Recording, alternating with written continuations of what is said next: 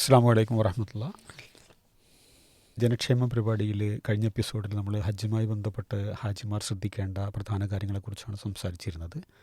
ജാഫർ വിളയൂർ സാറാണ് നമ്മുടെ കൂടെയുള്ളത്. പാലക്കാട് ജില്ലയിലെ ഹജ്ജ് ഡിസ്ട്രിക്ട് ട്രെയിനറാണ് അദ്ദേഹം. ഹെൽത്ത് ഇൻസ്പെക്ടറാണ്. കുലിക്കല്ലൂരിലാണ് അദ്ദേഹം വർക്ക് ചെയ്യുന്നത്. കുലിക്കല്ലൂരിലാണ് അദ്ദേഹം ജോലി ചെയ്തുകൊണ്ടിരിക്കുന്നത്. കഴിഞ്ഞ ഏതാനും വർഷങ്ങളായി അദ്ദേഹം ഈ ഫീൽഡിലുണ്ട്. സർ, നമ്മൾ ഇതുവരെ സംസാരിച്ചത് ലഗേജുമായി ബന്ധപ്പെട്ട് ഹജ്ജ് ക്യാമ്പിലെത്തുന്ന ആ കാര്യങ്ങളാണ്. രേഖകൾ എന്തൊക്കെയാണ് കയ്യിൽ വെക്കേണ്ടത് ഒന്നും കൂടി ഉറപ്പിച്ച് പറയാം. അതിൻ്റെ ഒരു പ്രത്യേക ഫയൽ അവരോട് കീപ്പ് ചെയ്യാനും പറയണം അല്ലേ? തീർച്ചയായിട്ടും.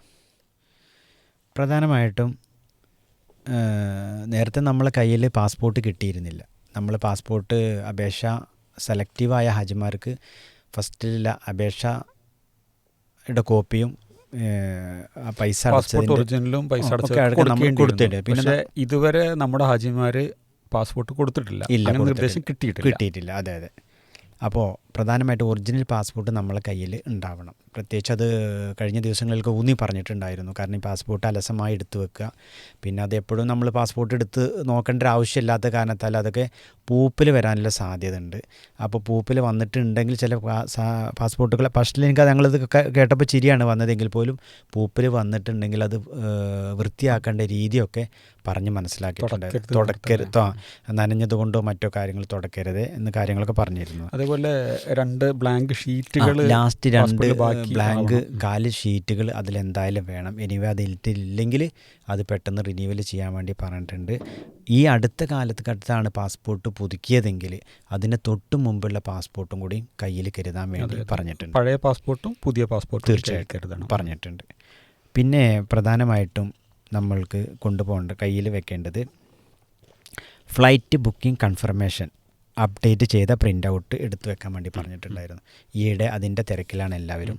അപ്പോൾ അത് നമ്മുടെ യൂസർ നെയിമും അതുപോലെ പിന്നും അടിച്ചു കഴിഞ്ഞാൽ നമുക്കത് സൈറ്റിൽ നിന്ന് വളരെ ഈസി ആയിട്ട് എടുത്ത് പ്രിൻ്റ് എടുത്തിട്ട് കയ്യിൽ സൂക്ഷിക്കാൻ വേണ്ടിയിട്ട് ഓരോന്നും 2 കോപ്പി കയ്യിൽ സൂക്ഷിക്കാൻ വേണ്ടി പറഞ്ഞിട്ടുണ്ട്. പാസ്പോർട്ടിൻ്റെ കോപ്പികളും കയ്യിൽ കരുതണം. പിന്നെ വിസ കോപ്പി, വിസ ഓൺലൈനിൽ തീർച്ചയായിട്ടും അത് ഓൺലൈനിൽ വളരെ സിമ്പിളായിട്ട് നമുക്ക് എടുക്കാൻ കഴിയും. പിന്നെ പണമടച്ച റെസീറ്റ്, നമ്മൾ അപേക്ഷാ ഫോംസ് ഒക്കെ നമ്മുടെ കയ്യിൽ സൂക്ഷിക്കാൻ വേണ്ടി ഓരോ ഹാജിയും ബന്ധപ്പെട്ട രേഖകൾ വെച്ചിട്ട് ഒരു ഫയൽ ഉണ്ടാക്കിയിട്ട് അത് ഭദ്രമായി ബാഗിൽ തീർച്ചയായിട്ടും അതെ. അത് നമ്മൾ തുടക്കത്തിൽ തന്നെ ഫസ്റ്റ് ക്ലാസ്സിൽ തന്നെ നമ്മൾ പറയുന്നുണ്ട്. ഡോക്യുമെൻറ്റ്സ് അത്യാവശ്യ കാര്യങ്ങളൊക്കെ സൂക്ഷിക്കാൻ വേണ്ടിയിട്ട് ഒരു ഫോൾഡർ, ഒരു ഫയൽ നമ്മൾ സൂക്ഷിക്കാൻ വേണ്ടി അതിൽ ഭദ്രമായിട്ട് സൂക്ഷിക്കാൻ വേണ്ടി പറഞ്ഞിട്ടുണ്ട്.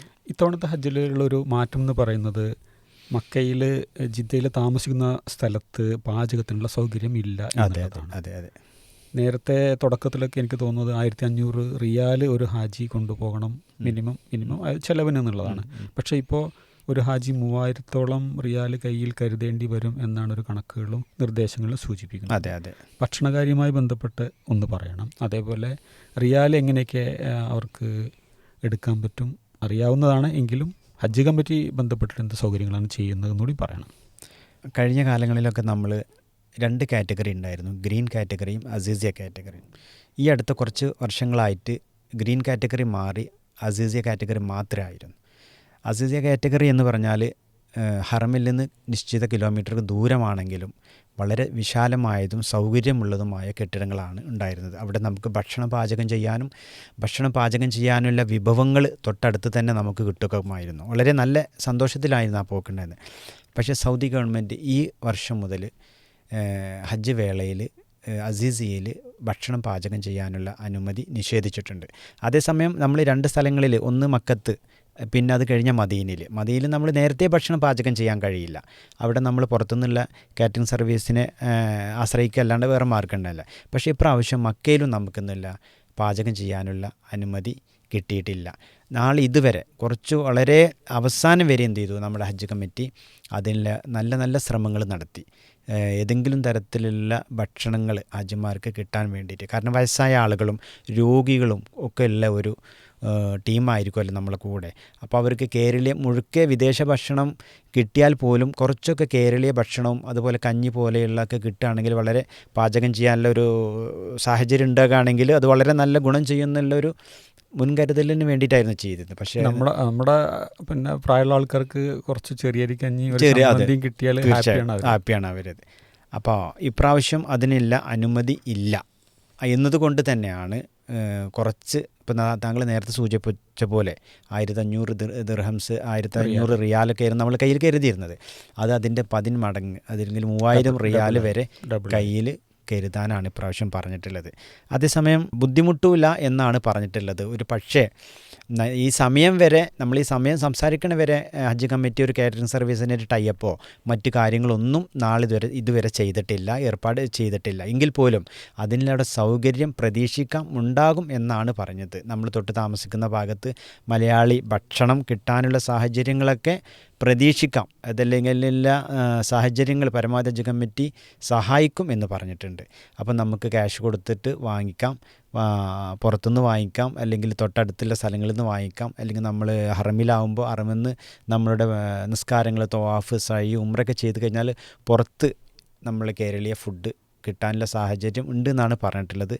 കിട്ടും. അപ്പോൾ അതിനൊക്കെ കരുതിയിട്ടാണ് ഇത്ര റിയാൽ നമ്മളെ കയ്യിൽ കരുതാൻ വേണ്ടി പറഞ്ഞിട്ടുള്ളത്. അത് ചില്ലറയായി വളരെ 1 റിയാൽ 5 റിയാൽ 10 റിയാൽ ചുരുങ്ങിയ രീതിയിൽ അങ്ങനെ ക്രമീകരിച്ച് കൊണ്ടുപോകാനാണ് പറഞ്ഞിട്ടുള്ളത്.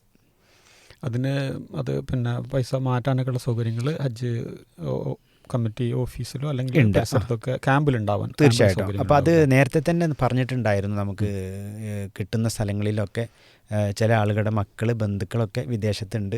പിന്നെ നമ്മളുടെ നാട്ടിൽ തന്നെ ഒരുപാട് മണി എക്സ്ചേഞ്ച് സ്ഥലങ്ങളുണ്ട്. അവിടെ നിന്നൊക്കെ നമുക്ക് ചെയ്യാം. അതോടൊപ്പം തന്നെ ഇതിലൊന്നും പെടാത്ത ആളുകൾക്ക് വേണ്ടി ഹജ്ജ് കമ്മിറ്റി ഈ അവസാനം നടത്തുന്ന ഹജ്ജ് ക്യാമ്പിൽ വെച്ചിട്ട് പിന്നെ അൽ ഹിന്ദ് അതുപോലെ SBI പോലെയുള്ള സ്ഥാപനങ്ങൾ അവരെ അവിടെ നേരിട്ട് വന്നിട്ട് ഹാജിമാർക്ക് ക്യാഷ് മാറാനുള്ള സൗകര്യങ്ങളും അതിൻ്റെ പിന്നെ ഡോക്യുമെൻസുകളൊക്കെ കൊടുക്കാനുള്ള സൗകര്യങ്ങൾ ചെയ്തു കൊടുത്തിട്ടുണ്ട്. അപ്പോൾ നമുക്ക് ഹജ്ജ് ക്യാമ്പിലെത്തി ഒന്ന് വിശ്രമിച്ച് നിർദ്ദേശങ്ങൾ കിട്ടി, അങ്ങനെ അവരെ വാഹനത്തിൽ കയറ്റിയിട്ട് എയർപോർട്ടിലേക്ക് കൊണ്ടുപോകും. തീർച്ചയായിട്ടും. അവിടുന്ന് ബാക്കി കാര്യങ്ങളൊന്നും പറയാം. എയർപോർട്ട് എല്ലാ എമിഗ്രേഷൻ കാര്യങ്ങളൊക്കെ ഇവിടുന്ന് തന്നെയാണ് ചെയ്തിട്ടാണ് നേരിട്ട് നമ്മൾ ഫ്ലൈറ്റിലേക്ക് പോകുന്നത്. ലഗേജും നേരത്തെ ലഗേജും അപ്പോൾ നമ്മൾ ഫ്രീ ആയി കഴിഞ്ഞു. അതേപോലെ അവരുടെ മക്കയിലെ ജിദ്ദയിലെ താമസം എവിടേക്കാണ്, ബിൽഡിംഗ് ഏതാണ്, കാര്യങ്ങൾ കൂടി ക്യാമ്പിൽ നിന്ന് അവർക്ക് ലഭിച്ചിട്ടുണ്ടാവും. ഇപ്പോൾ ഏറെക്കുറെ നമുക്ക് കിട്ടുന്ന നമ്മളുടെ കവർ നമ്പർ ഉപയോഗിച്ച് അല്ലെങ്കിൽ നമ്മളുടെ പാസ്വേഡ് യൂസർ നെയിം ഉപയോഗിച്ച് പിന്നെ സുവിധ ആപ്പിൽ കയറിയാൽ തന്നെ നമുക്ക് നമ്മളുടെ ബിൽഡിംഗ് നമ്പർ റൂം നമ്പറുകൾ ഏറെക്കുറെയൊക്കെ നമുക്ക് ഇപ്പോൾ തന്നെ ലഭ്യമായി വരുന്നുണ്ട്. വരും ദിവസങ്ങളിൽ അത് പൂർണ്ണമായും അപ്ഡേറ്റ് ചെയ്ത് വരികയും ചെയ്യും. അപ്പോൾ നമ്മളെ ഹജ്ജ് കമ്മിറ്റി ഓഫ് ഇന്ത്യയുടെ സൈറ്റിൽ കയറിയിട്ട് ഈ കവർ നമ്പർ അടിച്ചു കൊടുത്താലും നമുക്കിതിന് വേണ്ടി ഒരു ആപ്പ് ക്രിയേറ്റ് ചെയ്തിട്ടുണ്ട്. സുവിധ ആപ്പ് എന്നാണ് പറയുന്നത്. അപ്പോൾ ഒരു കവറിൽ ഒരാൾ എത്ര പേരാണെങ്കിലും കവർ ഹെഡിൻ്റെ യൂസർ നെയിമും പിന്നും വെച്ച് അതിൽ കയറി കഴിഞ്ഞാൽ നമ്മളെ കൂടെ പോരുന്ന സ്റ്റേറ്റ് ഇൻസ്പെക്ടറുടെ ഹജ്ജ് ഇൻസ്പെക്ടറുടെ ഫോൺ നമ്പർ, പേര്, അതുപോലെ ഒരുപാട് കാര്യങ്ങൾ ഹജ്ജുമായി ബന്ധപ്പെട്ട് ഒത്തിരി കാര്യങ്ങൾ എന്തുണ്ടാവും അതിലൂടെ നമുക്ക് ഇപ്പോൾ കിട്ടും. ഇനി അത് നമ്മൾ ക്യാമ്പിൽ നിന്ന് ചെന്ന് അവിടെ ഹജ്ജിൻ്റെ സ്ഥലത്തേക്ക് മക്കത്തെത്തി ജിദ്ദയിലേക്ക് എത്തുന്നതോടുകൂടെ കൂടുതൽ കാര്യങ്ങൾ അതിൽ അപ്ഡേഷൻ ആയിക്കൊണ്ടിരിക്കും. നമ്മൾ വഴി തെറ്റിപ്പോയി കഴിഞ്ഞാൽ മറ്റു കാര്യങ്ങളൊക്കെ അതിലെന്തുണ്ടാവും അപ്ഡേറ്റ് ചെയ്തുകൊണ്ട്. ഹജ്ജ് കമ്മിറ്റി മോഡേൺ ആകുന്നു. തീർച്ചയായിട്ടും. അത് ഇപ്പോൾ ഉദാഹരണം പറയാം, വഴി തെറ്റിപ്പോയി കഴിഞ്ഞാൽ അല്ലെങ്കിൽ എത്ര നമ്മൾ ശ്രദ്ധിച്ചു കഴിഞ്ഞാലും അല്ലെങ്കിൽ ആ ഒരു രാജ്യത്തെക്കുറിച്ച് എത്ര ബോധവാനാണെങ്കിലും എങ്കിൽ പോലും വഴി തെറ്റിപ്പോയി കഴിഞ്ഞാൽ അത് തിരിച്ചു കൊണ്ടുവരാനും എല്ലാ സംവിധാനങ്ങൾ ഹജ്ജ് കമ്മിറ്റി ട്രാക്ക് ചെയ്യാൻ പറ്റുന്നു. തീർച്ചയായിട്ടും. സ്മാർട്ട് വാച്ച് അതുപോലെ ഈ സുവിധ നുസ്ക് പോലെയുള്ള എല്ലാ കാര്യങ്ങളും ഹജ്ജ് കമ്മിറ്റി വളരെ അഡ്വാൻസായിട്ട് നല്ല രീതിയിൽ നമുക്ക് ഒരുക്കിയിട്ടുണ്ട്. നമ്മൾ നേരത്തെ പറഞ്ഞിടത്തെത്തിയില്ല, നമ്മൾ എയർപോർട്ടിൽ എത്തിക്കഴിഞ്ഞു. ബാക്കി കാര്യങ്ങൾ അപ്പോൾ നമ്മൾ ഹജ്ജ് ക്യാമ്പിൽ എത്തിക്കഴിഞ്ഞ് നമ്മൾ ഒന്നും കൂടി ഞാൻ തിരിച്ച് ബാക്കിലോട്ട് പോരുകയാണ്. ഹജ്ജ് ക്യാമ്പിൽ എത്തിക്കഴിഞ്ഞ് നമ്മൾ ലഗേജ് നമ്മൾ കയ്യിൽ നിന്ന് പോയി കഴിഞ്ഞാൽ പിന്നീട് കിട്ടുന്ന, അപ്പോൾ നമ്മൾ പറഞ്ഞില്ലേ 12 മണിക്കൂറാണെങ്കിൽ അതിൽ വളരെയേറെ നല്ല കാര്യങ്ങൾ അവിടെ നിന്ന് എന്തുണ്ട് നമുക്ക് കിട്ടാനുണ്ട്. നല്ലൊരു ക്ലാസ് അവിടെ നിന്ന് കിട്ടും. നമ്മൾ ഒരുപാട് ക്ലാസ്, ആത്മീയമായിട്ടുള്ള ക്ലാസ്സുകൾ, ടെക്നിക്കൽ ക്ലാസ്സുകളൊക്കെ ഇതിൻ്റെ മുന്നേ ഹജ്ജ് കമ്മിറ്റി ക്രമീകരിച്ചിട്ടുള്ള അല്ലെങ്കിൽ നേതൃത്വം കൊടുത്തിട്ടുള്ള സാങ്കേതിക ക്ലാസ്സിന് പുറമെ ഒരുപാട് സംഘടനകൾ നമ്മുടെ നാട്ടിൽ ഉണ്ട്. അതിൽ ആത്മീയമായിട്ടുള്ള ക്ലാസ്സുകളും അതുപോലെ ടെക്നിക്കൽ ക്ലാസ്സുകളൊക്കെ അതിൽ ഇൻക്ലൂഡായിട്ട് 1-2 ദിവസങ്ങളിലൊക്കെ വെച്ച് നടത്തുന്നുണ്ട്. അതൊക്കെ ആളുകൾ ആർജിച്ചെടുത്തിട്ട് ഒക്കെ സൂക്ഷിച്ചിട്ടാണ് ഇവിടെ എത്തുന്നത്. എങ്കിൽ പോലും എൻ്റെ ഒരു അനുഭവം വെച്ചിട്ട് ഞാൻ ഒരുപാട് തവണ സെല്ലിൽ വർക്ക് ചെയ്തിട്ടുണ്ട്, കൊച്ചിൻ എയർപോർട്ടിൽ വർക്ക് ചെയ്തിട്ടുണ്ട്, കോഴിക്കോട് വർക്ക് ചെയ്തിട്ടുണ്ട്. അപ്പോൾ നമ്മളൊക്കെ ഇതൊക്കെ കാണുമ്പോൾ മനസ്സിൽ വല്ലാതെ കൊതിച്ചു പോയിട്ടുണ്ട്. കാരണം അവിടുത്തെ ഈ വ്യത്യസ്ത ദിവസങ്ങളിൽ കേരളത്തിൻ്റെ നാനാഭാഗങ്ങളിൽ നിന്ന് വന്നിട്ടില്ല പണ്ഡിത കേസരികൾ വന്നിട്ട് ഈ ഹാജിമാരെ, ഒരു ഫ്ലൈറ്റിന് പോകേണ്ട ഹാജിമാരെ നിസ്കാരത്തിന് ശേഷം അവർക്ക് ഹജ്ജിന് കൊടുക്കുന്ന കുറച്ച് വിവരങ്ങളുണ്ട്. അവിടെ ചെന്ന് ശ്രദ്ധിക്കേണ്ട കാര്യങ്ങൾ, മക്കത്ത് ശ്രദ്ധിക്കേണ്ട കാര്യങ്ങൾ, മദീനത്ത് ശ്രദ്ധിക്കേണ്ട കാര്യങ്ങൾ, അങ്ങനെ ഓരോ പോയിന്റുകളിലും ശ്രദ്ധിക്കേണ്ട കാര്യങ്ങളൊക്കെ നന്നായിട്ടൊരു കുഞ്ഞിനെ പറഞ്ഞ് മനസ്സിലാക്കി കൊടുത്തിട്ടാണ് നേരെ പിന്നെ അവരെ ഫ്ലൈറ്റിലേക്ക് കൊണ്ടുപോകുന്നത്. പിന്നെ അവർ മക്കത്തിലേക്ക് വേറൊരു വിഭാഗത്തിൻ്റെ കയ്യിലേക്ക് കൊടുക്കുകയാണത്. അപ്പോൾ അങ്ങനെയൊക്കെയാണ് ഇതിൻ്റെ കാര്യം. പിന്നെ എയർപോർട്ടിൽ എത്തുന്നു, അവർക്ക് ഇമിഗ്രേഷൻ ക്ലിയറൻസ് കാര്യങ്ങളൊക്കെ ചെയ്യുന്നു. അതിന് നമ്മുടെ സ്റ്റാഫ്, അതേപോലെ ഈ ഹജ്ജുമായി ബന്ധപ്പെട്ടിട്ട് ഒരുപാട് ഡിപ്പാർട്ട്മെൻറ്റുകൾ ഒരുമിച്ച് തീർച്ചയായിട്ടും എയർപോർട്ട് അതോറിറ്റിയുടെ സ്റ്റാഫുകളടക്കം, എയർ ഇന്ത്യ അല്ലെങ്കിൽ ഏതാണ് വിമാന കമ്പനികളുടെ അടക്കമുള്ളത്. അങ്ങനെ ഫ്ലൈറ്റിൽ അവർ കയറുന്നു. ജിദ്ദയിലാവും മിക്കവാറും കേരളത്തിലുള്ള ആളുകൾ ഇറങ്ങിക്കഴിഞ്ഞാൽ ബാക്കി കാര്യങ്ങൾ അങ്ങനെയൊക്കെയാണ്. ഇവിടെ നമ്മൾ എത്തിക്കഴിഞ്ഞാൽ അവിടെ നമ്മൾ ജിദ്ദയിലാണ് നമ്മൾ ഇറങ്ങുന്നത്. ജിദ്ദയിൽ ഇറങ്ങിക്കഴിഞ്ഞാൽ അവിടെ ഹജ്ജ് കമ്മിറ്റിയുടെ ആളുകൾ അവിടെ ഉണ്ടാവും, നമ്മളെ സ്വീകരിക്കാൻ ആളുകളുണ്ടാവും. അവിടെ എമിഗ്രേഷൻ നടപടികൾ പൂർത്തീകരിച്ച് കഴിഞ്ഞാൽ സ്വാഭാവികമായിട്ടും വ്യത്യസ്തമായ ഒരുപാട് അനേക രാഷ്ട്രങ്ങളിൽ നിന്ന് ഹജ്ജുമായി ബന്ധപ്പെട്ട് ഹാജിമാർ വരും. സ്വാഭാവികമായിട്ടും കുറച്ച് തിരക്കും ഒക്കെ ഉണ്ടാവും. അപ്പോൾ നമ്മൾ നേരത്തെ തന്നെ ക്ഷമ നന്നായിട്ട് പാലിക്കാൻ വേണ്ടിയിട്ട് ഇവരെ പഠിപ്പിക്കുന്നുണ്ട്. കാരണം വരി നിന്നിട്ടും ഒത്തിരി പ്രയാസങ്ങളൊന്നുമില്ല. അത് ഈ ഒരു തിരക്കുണ്ടാവുന്ന മാത്രം. എല്ലാ സൗകര്യങ്ങളും ഒതുകൊടുക്കാനും നിസ്കരിക്കാനും പിന്നെ അതുപോലെ ബാത്റൂം സൗകര്യങ്ങളൊക്കെ അവിടെ വിശാലമാണ്. എങ്കിൽ പോലും അതെല്ലാം നടപടിക്രമങ്ങളൊക്കെ പൂർത്തീകരിച്ച് കഴിഞ്ഞ് നമ്മളുടെ ഹജ്ജ് കമ്മിറ്റീൻ്റെ ആളുകൾ വന്ന് നമ്മുടെ മക്കയിലേക്ക് കൊണ്ടുപോകും. അവിടെ നമുക്ക് അനുവദിച്ചിരിക്കുന്ന ഫ്ലാറ്റുകളിൽ, റൂമുകളിൽ അവരെത്തിക്കും. അതോടൊപ്പം തന്നെ നമ്മളുടെ ലഗേജുകളും അവിടെ എത്തിക്കഴിഞ്ഞതിന് ശേഷം, വിശ്രമിച്ചതിന് ശേഷമാണ് നമ്മൾ എന്ത് ചെയ്യാൻ പോവുക. നമ്മൾ ഇവിടുന്ന് ഇഹ്റാമിലെ ഇക്കാരം പോവുക. അപ്പോൾ അതിനുശേഷം ഇൻഷാ അല്ലാഹ് അവിടുന്ന് വിശ്രമത്തിന് ശേഷം നേരെ ഉംറയിലേക്ക് പോകും. താമസം സ്ത്രീകൾ വേറെയും പുരുഷന്മാർ വേറെയും അങ്ങനെയാണ് അത് അങ്ങനെ തന്നെയാണ്. അതേസമയം അത് ഫ്ലാറ്റുകളോ റൂമുകളോ, ഇപ്പോൾ നമുക്കൊരു ഒരു വില്ല കിട്ടിക്കഴിഞ്ഞാൽ ഒരു റൂമിൽ നമ്മളെ കൂടെ പോരുന്ന പുരുഷന്മാരും തൊട്ട റൂമിൽ നമ്മളെ കൂടെ പോരുന്ന വനിതകളായിരിക്കും. അതുപോലെ വേറെ ഫ്ലാറ്റിലോ അല്ലെങ്കിൽ തൊട്ടപ്പുറത്തെ പിന്നെ നിലയിലെ റൂമിലേക്കൊന്നും മാറ്റില്ല. നമ്മളൊക്കെ എല്ലാ അടുത്തടുത്ത റൂമിൽ തന്നെ ആയിരിക്കും. അപ്പോൾ യാതൊരു തരത്തിലുള്ള ബുദ്ധിമുട്ടുകളും അവർക്ക് ഉണ്ടാക്കുകയില്ല. വിശ്രമിച്ചതിന് ശേഷം ഒരു ലഘുഭക്ഷണമൊക്കെ കഴിച്ചതിന് ശേഷം ഈ സ്റ്റേറ്റ് ഹജ്ജ് ഇൻസ്പെക്ടറുടെ നേതൃത്വത്തിൽ നിർദ്ദേശങ്ങളൊക്കെ കൊടുത്ത് അവരെ ഉംറയിലേക്ക് കൊണ്ടുപോയി തിരിച്ച് റൂമിലേക്ക് തന്നെ കൊണ്ടുവരും. എങ്ങനെയാണ് അവർ റൂമിൽ നിന്ന് ഹറമിലേക്ക് പോക്കും അതുപോലെ തിരിച്ച് വരവും? എന്ത് സൗകര്യങ്ങളാണ് ഹജ്ജ് കമ്മിറ്റി ഏർപ്പാടാക്കിയിട്ടുണ്ടാവുക? ഹജ്ജ് കമ്മിറ്റി നമ്മൾ താമസിക്കുന്ന ഫ്ലാറ്റിൻ്റെ തൊട്ട് താഴെ നമുക്കൊക്കെ ഇവിടുന്ന് ഒത്തിരി രേഖകൾ ഇവിടുന്ന് പോരുമ്പോൾ തരുന്നുണ്ട്. ഇവിടുന്ന് നമ്മുടെ ഹജ്ജ് ക്യാമ്പിൽ നിന്ന്. അതിന് പുറമെ അവിടെ ചെന്നതിന് ശേഷം നമുക്ക് എന്തുണ്ട്, ഒരുപാട് രേഖകൾ അടങ്ങുന്ന ടാഗുകൾ തരുന്നുണ്ട്. അപ്പോൾ നമ്മൾക്ക് ഓരോ ഫ്ലാറ്റിനും ഹറമിലേക്ക് പോകാൻ അനുവദിച്ചിരിക്കുന്ന ബസ്സിൻ്റെ നമ്പർ തരും നമുക്ക്. ആ നമ്പർ നമ്മൾ കാണിച്ചു കൊടുത്താൽ ആ ബസ്സിൽ 24 മണിക്കൂറും അവൈലബിൾ ആയിട്ടുള്ള ബസ്സുകളുണ്ടാവും. ഓരോ ബസ്സിലും ആളുകൾ നിറഞ്ഞു കഴിഞ്ഞാൽ അത് അങ്ങോട്ട് പോകുന്നു, അടുത്ത ബസ് അപ്പോഴേക്കും അവിടെ വന്ന് നിൽക്കുന്നു, അതും നിറഞ്ഞു കഴിഞ്ഞാൽ അങ്ങനെ എപ്പോഴും ബസ്സുകൾ പോവുക വരിക വന്നുകൊണ്ടിരിക്കും. അപ്പോൾ നമുക്ക് എന്ത് ചെയ്യാം, അതിൽ നമ്മളുടെ കുടുംബാംഗങ്ങളോടൊപ്പം അല്ലെങ്കിൽ നമ്മളെ കൂടെ ആരാണോ അവരെ കൂടെ അതിൽ ഒരുമിച്ച് പോകാം, തിരിച്ച് പോകാം. തിരിച്ച് നമ്മളെ പള്ളിയിൽ ഇഹ്റാം എവിടേക്കാണോ നമ്മൾ പോകുന്നത്, നമ്മൾ മിക്കവാറും ഹറമിലേക്കാണല്ലോ പോവുക. ഉംറയ്ക്കാകും പോവുക, അതല്ലെങ്കിൽ പിന്നെ തവാഫിനായിരിക്കും പോവുക. എങ്ങനെ ആയാലും അത് പോയി കഴിഞ്ഞാൽ തിരിച്ച് ഇതേ ബസ്സിൽ അവിടുന്ന് കയറിയിട്ട് ഈ നമ്പറിൽ ബസ്സിൽ അതേ കയറിയിട്ട് തിരിച്ച് ഇതേ സ്ഥലത്ത് തന്നെ അവർ കൊടുന്ന് നമ്മളെ ഇറക്കിത്തരും. അതേപോലെ ആരോഗ്യ പ്രശ്നങ്ങൾ ഇടയ്ക്കിടയ്ക്ക് ഉണ്ടാവാറുണ്ട്. ഈ കാലാവസ്ഥയിലുള്ള മാറ്റം, അതുപോലെ ചൂട്. അങ്ങനെയാണെങ്കിൽ മെഡിക്കൽ സൗകര്യങ്ങൾ ലഭ്യമാണല്ലേ? തീർച്ചയായിട്ടും.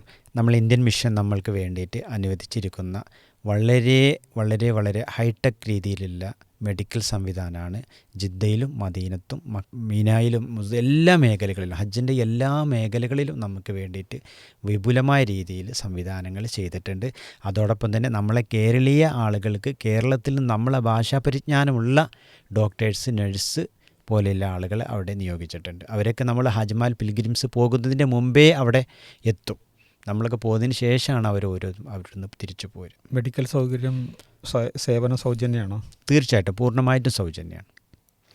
ഇവിടെ എത്തിക്കഴിഞ്ഞാൽ ഉംറ ചെയ്യുന്നു, വിശ്രമിക്കുന്നു, പിന്നെ സമയത്തിനനുസരിച്ചിട്ട് ഹറമിൽ പോകുന്നു, അല്ലെങ്കിൽ തൊട്ടടുത്ത പള്ളികളിൽ നിസ്കാരം കാര്യങ്ങളൊക്കെ നടത്തുന്നു. ലക്ഷ്യം ഹജ്ജാണ്. അതെ അതെ. അപ്പോൾ അതുകൊണ്ട് ആരോഗ്യപരമായ കാര്യങ്ങൾ പ്രത്യേകം ശ്രദ്ധിക്കണമെന്നുണ്ട്. അതിൽ ഹെൽത്തിൽ വർക്ക് ചെയ്യുന്ന ഒരു ഇൻസ്പെക്ടർ എന്നുള്ള നിലക്ക് സാറിന് പ്രത്യേകിച്ച് കൂട്ടിച്ചേർക്കാനുള്ള കാര്യങ്ങൾ എന്തൊക്കെയാണ്? നമ്മൾ തുടക്കം മുതൽ തന്നെ ഹജ്ജ് കമ്മിറ്റി അവരോട് പറയുന്നുണ്ട്, എന്ത്, നമ്മൾക്ക് ഹജ്ജിന് പോകുമ്പോൾ കുറേ നടക്കേണ്ടതുണ്ട്. നമ്മളുടെ കാലാവസ്ഥയിൽ നിന്ന് പൂർണ്ണമായിട്ടും വേറെ ഒരു കാലാവസ്ഥ ഉള്ള സ്ഥലത്തേക്കാണ് നമ്മൾ പോകുന്നത് എല്ലാം കൊണ്ടും. അപ്പോൾ അതിന് പ്രധാനമായിട്ട് നടത്തം എന്ത് ചെയ്യാൻ വേണ്ടി നമ്മൾ ഇപ്പോൾ ഈ ഒരു കാലഘട്ടത്തിൽ ഒത്തിരി പേർക്ക് ജീവിതശൈലി രോഗങ്ങൾ കൊണ്ട് വീർപ്പ് മുട്ടുന്ന ഒരു കാലഘട്ടത്തിലൂടെയാണ് നമ്മൾ നടന്നു പോയിക്കൊണ്ടിരിക്കുന്നത്. അപ്പോൾ നമ്മൾക്കിന്ന് ആർക്കും നടത്തമുണ്ട് എന്ന് പറയാൻ ആളുകളോട് പറയുന്ന ആളുകൾ പോലും ഇന്ന് നടക്കുന്നില്ല എന്നാണ് ഞാൻ പറയുന്നത്. ബൈക്കായിട്ടും കാറായിട്ടും നമ്മൾ നടക്കുന്നില്ല. അപ്പോൾ അത്തരം കാര്യങ്ങൾ ചെയ്ത് പോരുന്ന ആളുകളോട് പ്രത്യേകം നമ്മൾ ഒരു വർഷം മുമ്പേ അല്ലെങ്കിൽ ഹജ്ജിന് അപേക്ഷ കൊടുക്കുന്ന ആ സമയത്തേ പറഞ്ഞു പോരുന്നുണ്ട്, ദിവസവും നന്നായിട്ട് നടക്കണം, വ്യായാമം ചെയ്യണം. പ്രത്യേകിച്ച് ജീവിതശൈലി രോഗങ്ങളായ ബ്ലഡ് പ്രഷർ, അതുപോലെ പ്രമേഹം ഉള്ള ആളുകൾ വ്യായാമത്തോടൊപ്പം തന്നെ ഭക്ഷണ നിയന്ത്രണം, സമയത്തിനുള്ള മരുന്ന് കഴിക്കൽ, അതിൻ്റെ തുടർ ഫോളോ അപ്പുകളൊക്കെ നമ്മൾ ചെയ്യാൻ വേണ്ടി പറയുന്നുണ്ട്. അതേസമയം ഇതൊന്നും കേട്ടിട്ടും പറഞ്ഞിട്ടൊന്നും അനുസരിക്കാത്ത ആളുകൾ ശരിക്കും അവിടെ ചെന്നായിട്ട് ബുദ്ധിമുട്ടാറുണ്ട്. കുറച്ച് ബുദ്ധിമുട്ടുമാണ്. അതേപോലെ എസ്കലേറ്ററുകൾ ഉപയോഗിക്കൽ, യന്ത്രക്കോണി, ലിഫ്റ്റുകൾ, അതേപോലെ ചിലരെങ്കിലും യൂറോപ്യൻ ക്ലോസറ്റുകളൊക്കെ ഉപയോഗിക്കുന്നത്. അതെ അതെ, അതും ശ്രദ്ധിക്കണം. അത് നമ്മൾ ഇവിടുന്ന് അവർ പറയുന്നുണ്ട്. ഇപ്പോൾ നമ്മൾ വർഷങ്ങൾക്ക് മുമ്പ് എസ്കുലേറ്ററൊക്കെ നമുക്ക് ദൂരെയൊക്കെ സ്ഥലങ്ങളിലൊക്കെ പറഞ്ഞു കൊടുക്കാനുണ്ടായിരുന്നു. ഇപ്പോൾ നമ്മൾ തൊട്ടടുത്ത എല്ലാ മാളുകളിലും അത് ഉണ്ട്, അത് ഉപയോഗപ്പെടുത്താൻ പറയുന്നുണ്ട്. പിന്നെ ലിഫ്റ്റ് ആളുകൾ ഉപയോഗിക്കുന്നുണ്ട്, അതിനെക്കുറിച്ച് ആളുകൾ ഇപ്പോൾ പേടിക്കാനൊന്നും ഇല്ല. എങ്കിൽ പോലും അതിൽ ശ്രദ്ധിക്കേണ്ട കുറേ കാര്യങ്ങളൊക്കെ ലിഫ്റ്റിലൊക്കെ ചിലപ്പോൾ ചില സമയത്ത് ഓപ്പൺ ആകുന്നതോട് കൂടെ തന്നെ ആളുകൾ ഓടിക്കയറുന്നൊരു സംവിധാനമുണ്ട്, ഒരു സാഹചര്യമുണ്ട്. അപ്പോൾ ചില സ്ഥലങ്ങളിൽ ഹജ്ജിനാണോ എന്ന് തോന്നുന്നുണ്ട്, അല്ലെങ്കിൽ ഹജ്ജ് വേളയിലാണോ എന്ന് തോന്നുന്നുണ്ട്. കഴിഞ്ഞ പ്രാവശ്യം ഹജ്ജ് കമ്മിറ്റിയുടെ ക്ലാസ്സിൽ ഇത് പറയുകയുണ്ടായി. ലിഫ്റ്റ് ഓപ്പൺ ആയ ഉടനെ ആളുകൾ കയറി, പക്ഷേ ലിഫ്റ്റിൻ്റെ സ്റ്റെയർ എത്തിയിരുന്നില്ല എന്ന് പറഞ്ഞു. അങ്ങനെ ഇയാൾ അതിൽ കയറി, ഇയാൾ താഴെ വീണു. പിന്നെ 2-3 ദിവസമൊക്കെ കഴിഞ്ഞിട്ടാണ് ഇത്ര ഇതിൻ്റെ മെയിൻ്റനൻസ് ചെയ്യുന്ന ആളുകളാണ് ഇത്ര ഈ ബോഡി കണ്ടിരുന്നത്, അടിയിൽ കിടക്കുന്നുണ്ടായിരുന്നു, മരിച്ചിരുന്നു ആളെന്ന് പറയുന്നത്. അപ്പോൾ അതൊക്കെ ഒന്ന് വളരെയേറെ ശ്രദ്ധിക്കാൻ വേണ്ടി പറഞ്ഞിട്ടുണ്ട്. ജിദ്ദയിൽ താമസിക്കുന്ന സ്ഥലത്ത് നിന്ന് എങ്ങനെയാണ് മിനയിലേക്കുള്ള യാത്ര, അതിൻ്റെ സൗകര്യങ്ങൾ, നിർദ്ദേശങ്ങൾ, അതേപോലെ പരിമിതമായ സൗകര്യം അവിടെ ഉണ്ടാവുള്ളൂ, അവിടെയും ലഗേജിനൊരു പ്രാധാന്യമുണ്ട്.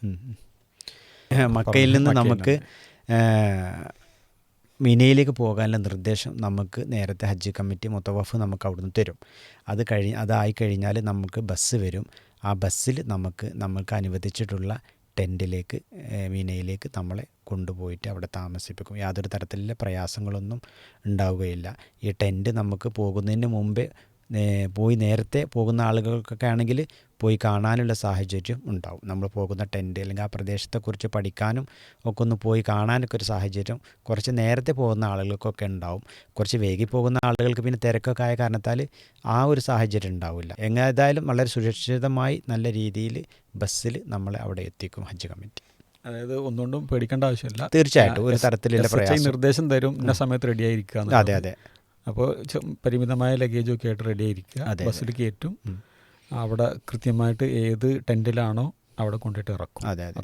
നമുക്ക് കൃത്യമായ നിർദ്ദേശങ്ങൾ തലേ ദിവസം തന്നെ നമുക്ക് SHI തരും. ആ നിർദ്ദേശം അനുസരിച്ച് മാത്രം നമ്മൾ എന്ത് ചെയ്യാം, ഈ ഫ്ലാറ്റിൻ്റെ പുറത്തുനിന്ന് ഇറങ്ങിയാൽ മതി.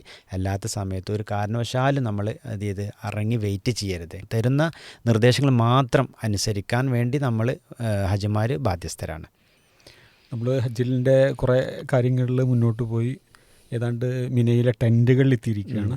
ഇനി ബാക്കി കാര്യങ്ങൾ ഇനിയും കിടക്കുന്നുണ്ട്. മുസ്തലിഫ, അറഫ, കല്ലേറ്, മടക്കം, മദീന, കുറച്ച് കാര്യം കൂടിയും ബാക്കിയുണ്ട്. പക്ഷേ ഈ എപ്പിസോഡിൻ്റെ സമയം ഇവിടെ തീരുകയാണ്. തീർച്ചയായിട്ടും നമുക്ക് അടുത്തതിൽ ബാക്കി കാര്യങ്ങൾ സംസാരിക്കാം. ഓക്കെ തീർച്ചയായിട്ടും. അസ്സലാമു അലൈക്കും. വലൈക്കും അസ്സലാം വറഹ്മത്തുള്ളാഹി വബറകാതുഹു.